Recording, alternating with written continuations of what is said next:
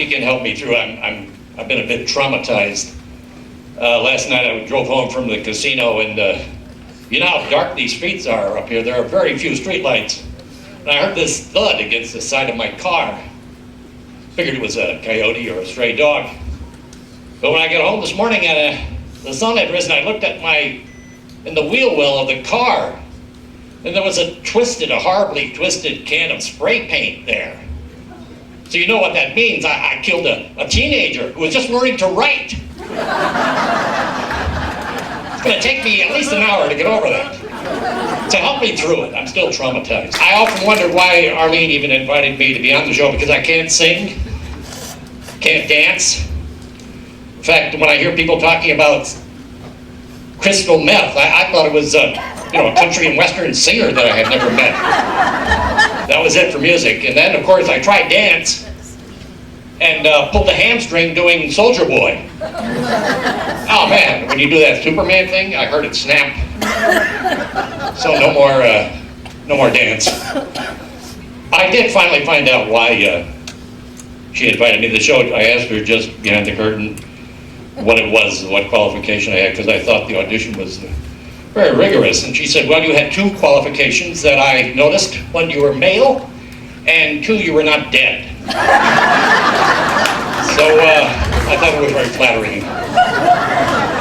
At our age group, you take it where you can get it. I've found that working the senior citizen circuit is a whole different thing. The last couple of times I went out and performed, not only did my act die, but a number of members of the audience passed on as well. So I've decided there are certain topics you don't discuss when you're dealing with senior citizens. One is death, of course. I found that out very clearly when I was talking with a senior citizen group, and I told them about a friend of mine who was opening a chain of franchises of mortuaries for younger people. He was going to call it Kids Were Us. And all the seniors said, that's really tacky, don't talk about that stuff. Although one of them suggested that a better name would be Knott's Berry Farm. So you never know where your act can get some help, even from people who don't like you particularly. So you won't hear me saying things like, this joke will kill you, or I'm gonna knock you dead, things like that. It's just too dangerous. I used to have an act years ago, and I did really well up until I had a problem with my health. I had Alzheimer's, that's what it was. Thank you, sir, that's very helpful. But that's, all forgotten. Say,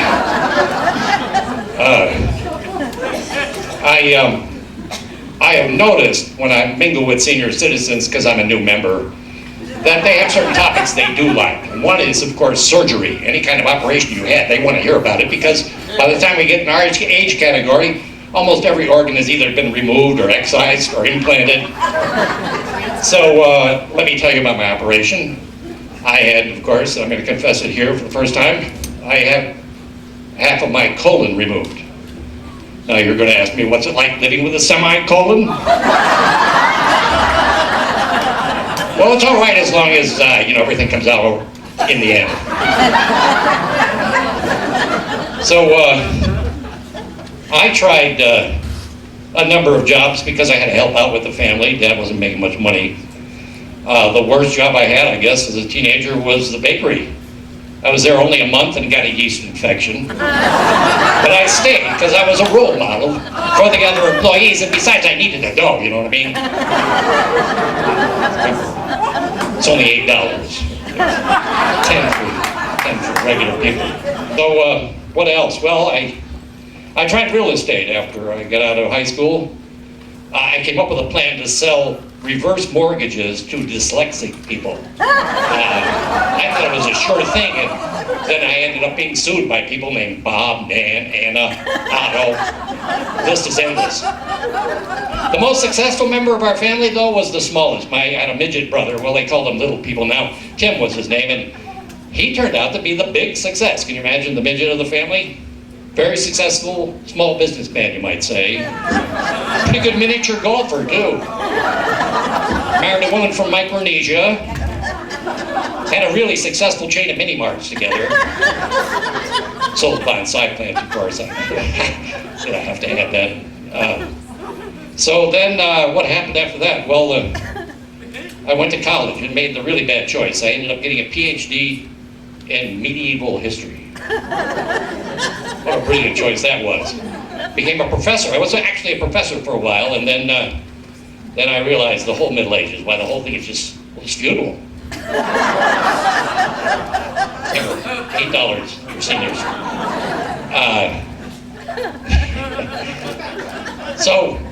So I naturally did what everyone does when they're unhappy with their career. I went to Hollywood. Tried to get to work as a writer first, of course. You know, nothing happened. Submitted one script after another. The only script I ever made any money on that got accepted was actually a porno script. But I must add that it was actually set in the Middle Ages. I used my knowledge of the Middle Ages to provide that milieu.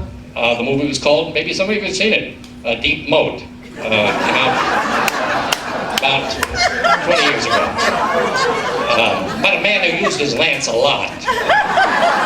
The medieval character that I invented. So that was the end of that. Then I tried my career as an actor and did, I can't remember now. Oh yeah, I did a commercial for a hemorrhoid preparation. I made the most money on that. Of course, my friends called me Famous Anus. You can't get away from that kind of stuff.